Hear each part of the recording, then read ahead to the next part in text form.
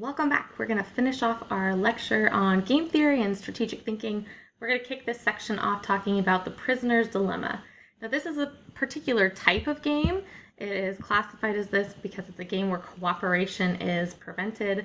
The traditional example is where two people are caught committing a crime and they're separated and they have the option to confess or not confess. And because they're separated, they're not able to cooperate. And in this type of game, working in your own self-interest or the player's own self-interest does not lead to the best group outcome. So they're still going to make the best choice for themselves, but because of how these strategies work and the payoffs work, it's not going to lead to the best outcome for players. So we're going to look at this example, prisoner's dilemma. We want to figure out what is the dominant strategy, or if there even one is one at all, and what would be best for the group, and what is going to be the outcome. Is there a Nash equilibrium? What are we going to expect?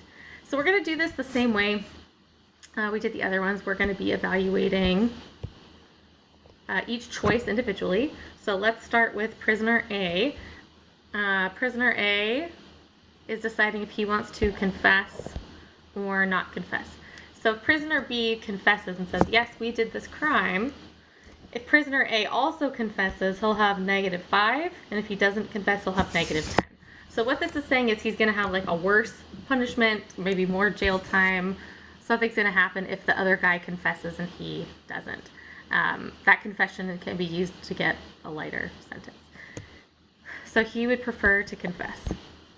And if prisoner B doesn't confess, prisoner A does, he'll have -1, and if he doesn't, he'll have -2. So here he's also going to want to confess because -1 is not as bad as -2. So maybe he gets probation rather than a longer jail sentence. I don't know. It doesn't say what the options are here. But here, less negative is better. So we're going to say that prisoner A has a dominant strategy. Player A has a dominant strategy always to confess. And we're going to do the same thing for prisoner B. So if prisoner A confesses, prisoner B also confesses, he'll get -5, and if he doesn't confess, he'll get -10. Okay, so -5 is going to be better. It's going to have a more lenient sentence. If prisoner A doesn't confess, prisoner A doesn't confess, and prisoner B does confess, he'll get -1, and if he doesn't, he'll get -2. So here, confessing is also better for him. Okay. And so here we say player 2, prisoner B, that also has a dominant strategy to confess. So we get confess, confess, we get this Nash equilibrium up here where both parties confess. Now, is this the best group outcome? No, it isn't, right? Where down here where they each have -2, the total is -4. And our Nash equilibrium, we get a total of -10. And these other boxes are -11. And so really, the best group outcome would be where they both don't confess. They're still going to have some punishment, but it's not going to be as bad as if they both confess, and it's not going to be as bad as if one does and one doesn't. So why can't they get there? Well, there is an incentive to not cooperate. They have this dominant strategy. While -2 would be better than -5, they have to be able to cooperate to get over here. Because otherwise, if prisoner A decides to not confess, it's going to still be better for prisoner B to confess.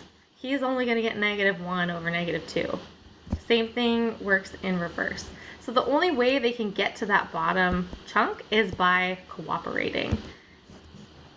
We're going to use this as the example that we talk about for oligopolies. It's a prisoner's dilemma because they want to cooperate, and don't confess would be like high prices, but they have an incentive to charge low prices because of how these payoffs work. So let's look at an example. So oligopoly and collusion, this is a prisoner's dilemma game where the best group outcome is where they're going to charge high prices, but our Nash equilibrium is where they're both charging low prices. And collusion is where companies agree to reduce production and increase price. They're basically agreeing to act together as a monopoly. They're going to get monopoly profits, but it's not legally enforceable because, at least in the United States, collusion and price setting are illegal.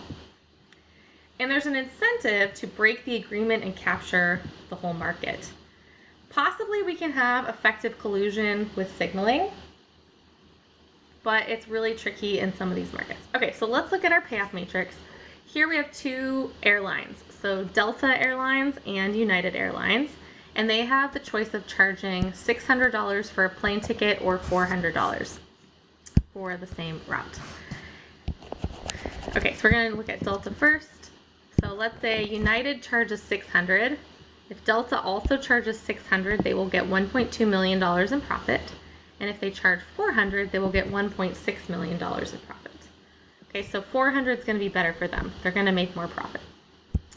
And if United charges $400, if Delta keeps their prices high, they're going to make zero profit. And if they match those lower prices at $400, then they'll be earning $800,000. So it's going to be the better choice for them. All right, so you can see they have a dominant strategy of charging the low price, regardless of what the other firm does. We could do the same thing for United. So let's say Delta is charging $600. If United also charges $600, they will get $1.2 million. And if they charge $400, they're going to get $1.6 million. They're going to be earning less per ticket, but they're going to capture the whole market. They'll get all of the customers, and they'll be able to sell more tickets to compensate. And if Delta charges $400, if United charges $600, they will make $0 in profit. And if they charge $400, then they'll get $800,000. Okay, so $800,000 is there. So we can see here we get this Nash equilibrium down in the bottom corner of low price and low price. Our firms are making a total of $1.6 million. They would prefer to be in this upper corner, this upper left corner, where the total profit would be $2.4 million. So there'd be less total ticket sales, they wouldn't have as much work to do, but they'd be selling for a higher price and they would make more money. However, there is an incentive to break the agreement and capture the whole market.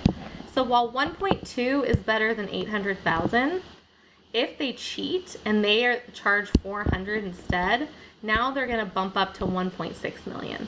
So there's this pressure, this, I guess, negative pressure, positive pressure, whatever you want to describe it, to break the agreement, charge the lower price, and capture the whole market.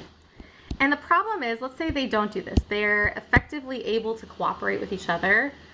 If it is reasonable to make a profit at $400 tickets, you make $800,000 or $1.6 million, another company is going to enter this market. They will start charging $400 and they'll capture the whole thing.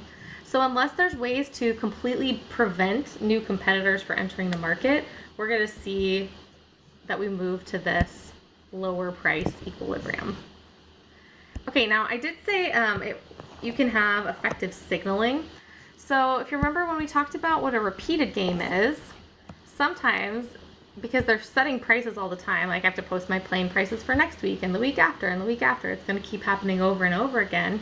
One of these companies might decide they are going to signal to the other company that they're going to just have higher prices. So let's say United says, I'm going to signal to Delta and I'm just going to keep my prices at $600. And so what this means, at least in the first few periods, while Delta is charging $400, United is saying we're going to get zero profit. We're going to let Delta get this $1.6 million, and we want to incentivize them to raise their prices, because although they are getting that $1.6 million, if they trust that we're giving them this credible promise that we're going to stay at $600, they'll make more money in the long run by moving up here. Because if they don't adjust their prices up to $600, eventually United's going to have to drop down to $400, and it'll put them back in this $800,000 box again. And so while they like $1.6 million better, they know that that is not going to be continuing long term, and they may want to collude, work together, get those prices up. So sometimes they may meet and talk about this, but that gets tricky because it's really illegal. So signaling is more like, we're just going to take a loss in the short run to get you kind of on these higher prices. And if other companies can't enter the market and drop prices back down, this may be an effective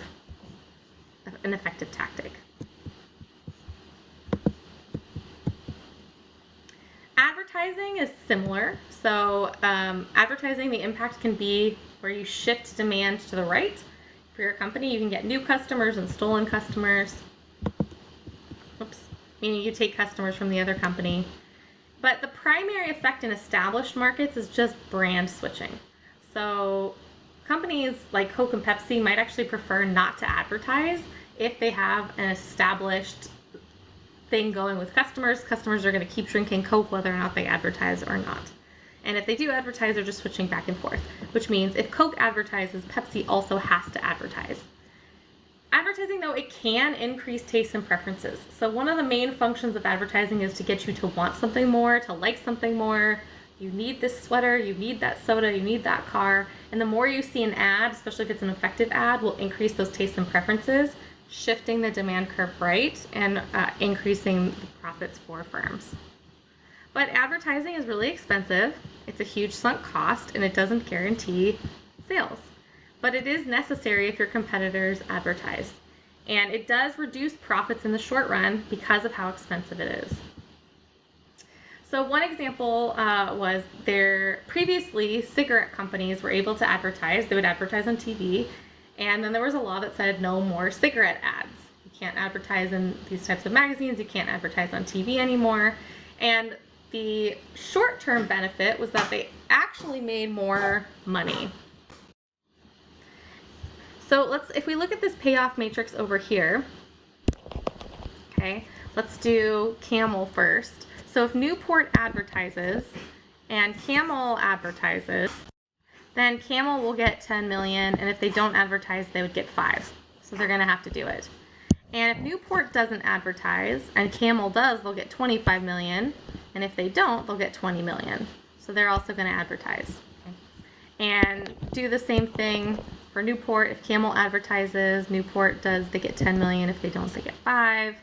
If Camel doesn't advertise and Newport does, they get 25, and if they don't, they get 20. So we have these two dominant strategies of advertising, but because of how expensive it is, it reduces their profit significantly. So they would rather be down here where there are no ads, at least in the short run. So they'd rather be down here where there are no ads, but because of those incentives, if one person breaks the agreement, advertises, they'll steal all the customers, and the other person will have significantly less. So our Nash equilibrium's up here. Once the law happened where you just can't advertise, it takes off that whole chunk. So it eliminates here, it eliminates this, and really the only option down here where no advertising is happening is the only thing left. This is the best group outcome. They're now making $40 million in profit, whereas before it was a total of 20, right? We've doubled the amount of money the cigarette companies have. So good thing or bad thing? Well, in the short run, they made more money. In the long run, though, they aren't getting new customers. So we see the rates of smoking are definitely significantly down compared to when there was TV advertising.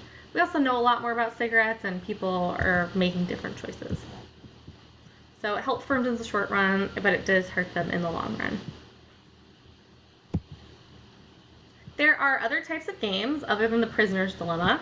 So there's the public goods game, where each player is given $5, has the opportunity to contribute to a group pot of money or keep it for themselves. Any money contributed is doubled and split between all players. This type of game has a dominant strategy of contributing nothing. So this would be how we might explain taxes. So let's say you can volunteer to pay taxes. How much are you going to volunteer? Probably nothing. Or if you do volunteer taxes, it's going to be less than whatever the government's making you pay right now. There's a lot of good reasons for this. So it has to do with your marginal cost and marginal benefit. Okay, so marginal cost, let's say you have to pay $1,000 in taxes. This is your cost. How much does this improve your life as a taxpayer? Well, $1,000 divided by the number of people who are, benefiting from these services. So let's say there's only 1,000 people in your country, then that means your marginal benefit from taxes is only $1, but your marginal cost is $1,000. So people are not going to volunteer to contribute as much money, and oftentimes nothing. However, we have less as a group when nobody contributes anything to taxes. There's a lot of good things that can be done on a large scale that can't only be done in private markets. We will talk about this a little bit more in some later chapters, but for the benefit of the group, we need to have compulsory taxes, meaning you have to do it, you don't have a choice. There's the game of chicken, where players want to make opposite decisions to avoid the worst outcome. So one classic chicken example is you have two cars driving toward each other, and if they keep going straight, both cars will crash, which is obviously not a great outcome. One person wants to keep going straight while the other person turns their car. But in this game, the person who turns their car is the one who lost, because they're like, oh, you're a chicken, meaning like you were scared, and I guess it's a benefit to not be scared of crashing in this example. But there's no dominant strategy. If you both go straight, you lose. If you both turn, you lose. You just want to be the only one who goes straight, and so there's no expected outcome. There's the ultimatum game, where player 1 is given maybe $10 and they have to decide how to split it with player 2. So they will send an offer to split, like, hey, I'm player 1, I'm going to give you $4 and I'm going to keep 6. And then player 2 has to decide if they accept the offer or not. If they accept the offer, then both people get to keep the money. If they reject the offer, then everybody gets nothing, right? They lose that whole $10. So if you're just playing by straight numbers, if player 1 offers like even 1 penny, player 2 should say yes, because then if they say no, they'll get 0. If they say yes, they'll get 1 penny or $1 or whatever it is. However, we see there are issues of fairness here, and if player 2 feels like the split is unfair, they are fine taking that loss to make sure that player 1 doesn't get an unfair game. And so we see some really interesting things when we play these games. Sometimes player 2s will reject things, like they'll reject a 40-60 split. They'll even sometimes reject it if player 1 offers them 50%. They're like, no, you should offer me more because I could just take all of it, right? So we see some really interesting outcomes with these types of games. There's rock, paper, scissors. We mentioned that a little bit earlier. This is where you're simultaneously choosing either rock, paper, or scissors. Rock beats paper, scissors beats paper, paper beats rock. And so there's no dominant strategy, there's no obvious outcome, there's no best choice for anyone to play. There's the diner's dilemma. This is where you are going out to eat with a group of friends and you're just splitting the check evenly during the meal. The problem with this is that you're going to end up paying more than what your actual value is. So if you're paying by yourself, you will look at the full cost of the item. So let's say dessert. Let's say you want to buy a piece of pie. Here's your pie, and it's $8. So if you're buying this yourself, $8, you're not going to get it if it's not worth it. So let's say your marginal benefit of this pie is $5. If you're buying this by yourself and it costs $8, you're going to say no. However, if you are out to dinner with 3 other people, this is going to be split 4 ways. Everybody's splitting the check evenly, and your marginal cost now drops to $2 for that piece of pie. And so you're going to say, yes, I'm going to order that piece of pie. It's only adding $2 extra to my bill because everybody's paying for it. And all your friends do the same thing. You end up with 4 pieces of pie. You all actually end up spending $8 because you're splitting the cost. But your marginal benefit, each of you maybe, is only 5. And so basically we're over-ordering, we're overspending. This happens anytime you have a reduced cost and some of it is falling on somebody else. And we'll look at some examples of that in some later chapters as well.